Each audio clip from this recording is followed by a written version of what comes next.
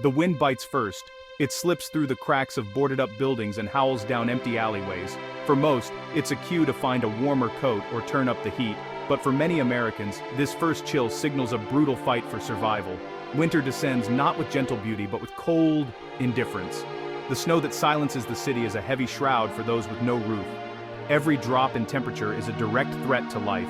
We hurry past steam rising from manhole covers, but for some, that fleeting warmth is a lifeline. While we plan festive gatherings, an invisible population prepares for a nightly struggle against hypothermia. Their winter is not celebration, but endurance, a desperate calculation of how to stay warm enough to see the sunrise. The same frost that decorates our windows can be a death sentence for someone sleeping on concrete. This is winter in America, a season of wonder for some, and profound hardship for those left out in the cold.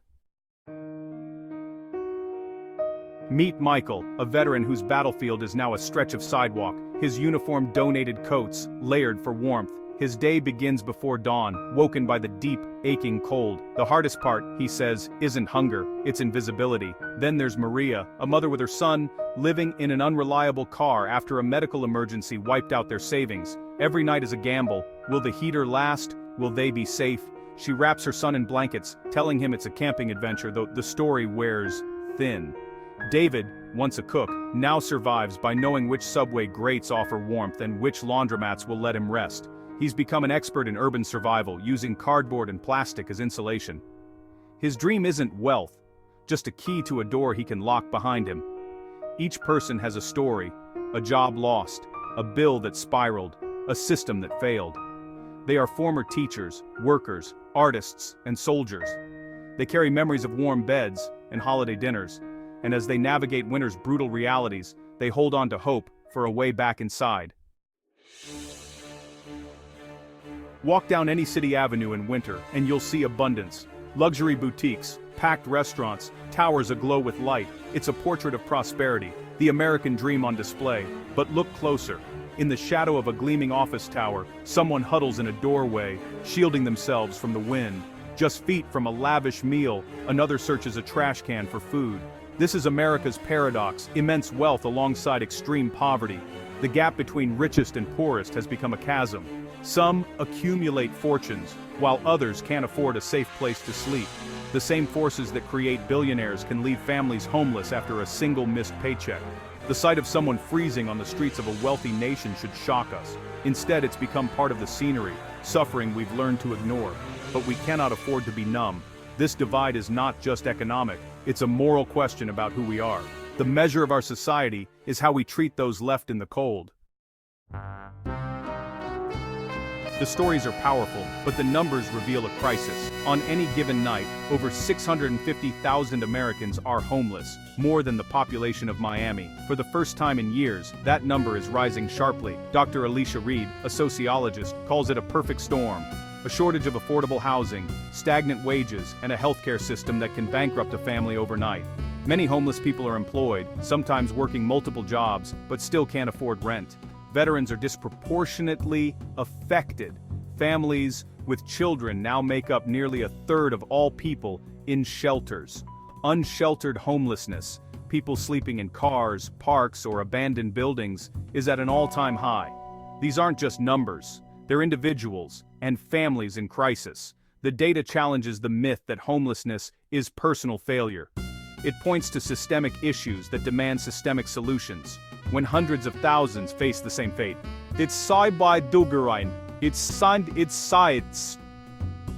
Ev die bein dine, tiv died your dine, and dieds in signs. Or in done.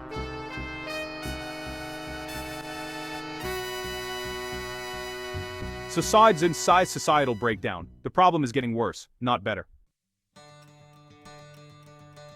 What can be done? The scale feels overwhelming, but change often starts small. Support local organizations, shelters, soup kitchens, outreach programs, lifelines for winter survival. Create winter care kits, thermal socks, gloves, hats, hand warmers, snacks, water, toiletries.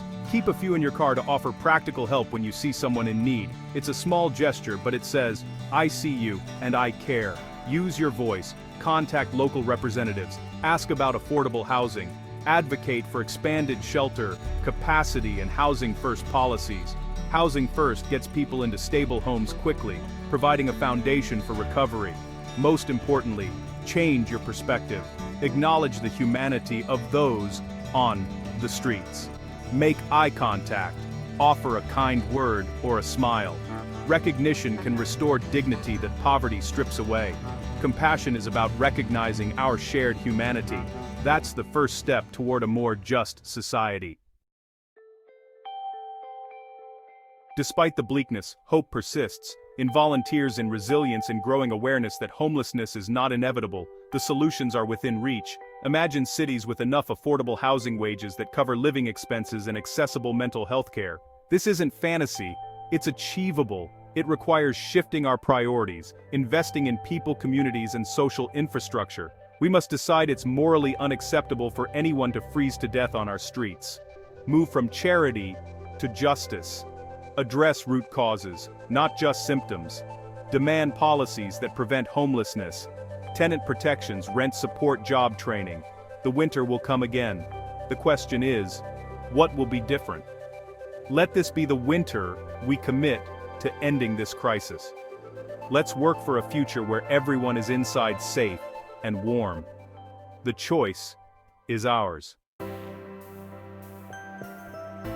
The stories you've heard are just a few threads in a vast tapestry of human experience. Poverty and injustice often hide in the shadows, ignored because they make us uncomfortable. But light is the best disinfectant. By sharing these stories and examining the facts, we can begin to understand and change our world. Our goal is to keep the spotlight on issues that matter, telling the human stories behind the statistics. Journalism should foster empathy and inspire action. If you believe in this mission, subscribe and join the conversation. Your support helps us tell these stories with depth and compassion. The challenges are great, but our capacity for change is greater. Let's keep the conversation going, because the stories we tell and the actions we take make a difference.